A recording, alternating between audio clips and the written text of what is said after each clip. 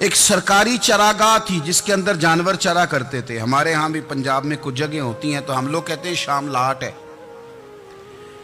سرکاری چراگاہ میں جانور چرا کرتے تھے. حضرت عمر فاروق رضی اللہ تعالیٰ عنہ کے صاحبزادے سیدنا عبداللہ ابن عمر رضی اللہ تعالیٰ عنہ نے بھی ایک اونٹ خرید لیا.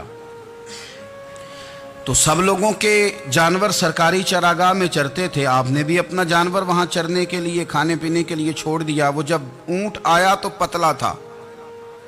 کچھ دنوں کے بعد وہ فربا ہو گیا, طاقتور ہو گیا, موٹا تازہ ہو گیا. حضرت سیدنا عبداللہ ابن عمر رضی اللہ تعالیٰ عنہ نے بیچا تو وہ ڈبل قیمت سے بھی زیادہ کا بکا, کیونکہ پہلے دبلا پتلا تھا, اب موٹا تازہ فربا ہو گیا. حضرت سیدنا فاروق اعظم رضی اللہ تعالیٰ عنہ کو پتا چلا تو بلایا. فرمایا پتر اونٹ بیچ دیا ہے؟ ابا جی بیچ دیا ہے. فرمایا کتنے کا خریدا تھا؟ اتنے کا. بیچا کتنے کا؟ ڈبل قیمت بتائی. فرمایا اس طرح کر کے اصل رکھ لے اور جو اوپر ملی ہے مجھے دے دے. حضور آپ نے کیا کرنی ہے؟ فرمایا میں سرکاری خزانے میں جمع کروں گا.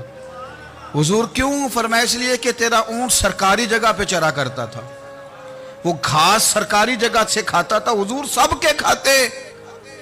حضرت عبداللہ ابن عمر کہنے لگے سب کے کھاتے ہیں. آپ فرمانے لگے تو سب میں شامل نہیں ہے, تو امیر المومنین کا بیٹا ہے. تجھے میں یہ حق نہیں دے سکتا, تیرے اوپر تھوڑی سختی زیادہ کی جائے گی. تجھے یہ حق نہیں ملے گا. تو اپنے اونٹ کو چونکہ سرکاری چراگاہ میں چرایا کرتا تھا, لہذا تجھے وہ جو اصل رقم یہاں جمع کرانی پڑے گی. ہمارے تو بچے پہلی بات تو یہ ہے کہ بات ہی نہیں سنتے. یہ سب کے بچوں کی بات کر رہا ہوں. وہ ٹیچر کے بچے ہوں, سیٹھ کے بچے ہوں, پیر کے بچے ہوں, امام صاحب کے بچے ہوں, کسی کے بچے ہوں, پہلے تو سنتے نہیں.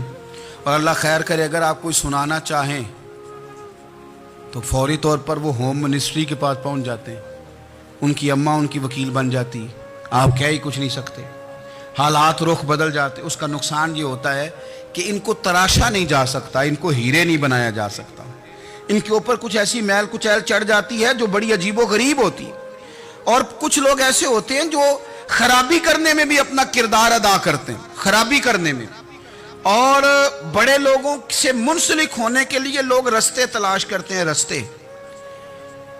میں چونکہ چیزوں کا مطالعہ کرنے کا بڑا شوقین ہوں, تو میری والدہ داخل تھیں کئی سال پہلے ہسپتال میں, تو مجھے اس ہسپتال میں کچھ دن رہنا پڑا. ایک پرائیویٹ ہاسپٹل تھا, تو اس میں انہوں نے جگہ جگہ لکھ کے لگایا تھا ملازمین کو بخشیش نہ دیں.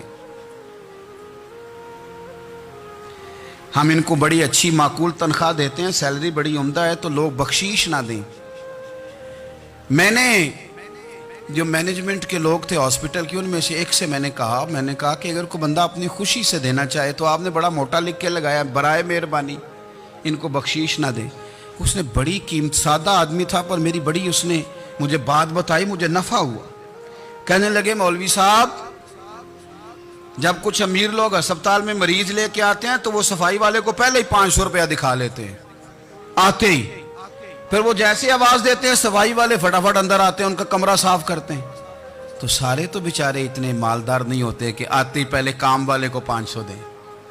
پھر نقصان کیا ہوتا ہے کہ یہ جن کی ذمہ داری ہے بہت ساری ڈیوٹیاں کرنے کی, یہ ڈیوٹی نہیں کرتے.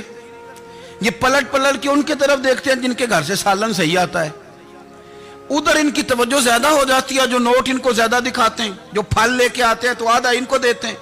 تو ہم یہ کہتے ہیں یہ کام ہی نہ کرو, یہ اپنی تنخواہ پہ کام کریں تاکہ ہر آنے والے کا درد سمجھیں, ہر ایک کو یکساں یہ سروسز فراہم کریں. تو ہم یہ کام کرتے ہیں. ہم ایم پی اے کے اور کسی سے ہمارا تعلق نہ بنے تو ہم جناب اس کے ڈرائیور سے ہی تعلق بنا لیتے ہیں. ہم وہ جو آپریٹ کرنے والا ہوتا ہے ٹیلی فون, اسی سے بڑا تعلق بناتے ہیں, اس کو مٹھائی کا ڈبہ جلدی پہنچا دیتے ہیں. تو اسی طرح سے بڑے لوگوں کی اولادوں کو بگاڑا جاتا ہے. حضرت عاصم بن عمر رضی اللہ تعالیٰ عنہ, یہ سیدنا فاروق اعظم کے بیٹے تھے. مصر گئے تو لوگوں کو پتا چلا حضرت عمر کے بیٹے آئے. لوگوں نے تحفے دیے, بڑی بڑی چیزیں آپ کو دی. حضرت عمر کا بیٹا آیا, بڑے گفٹ دیے.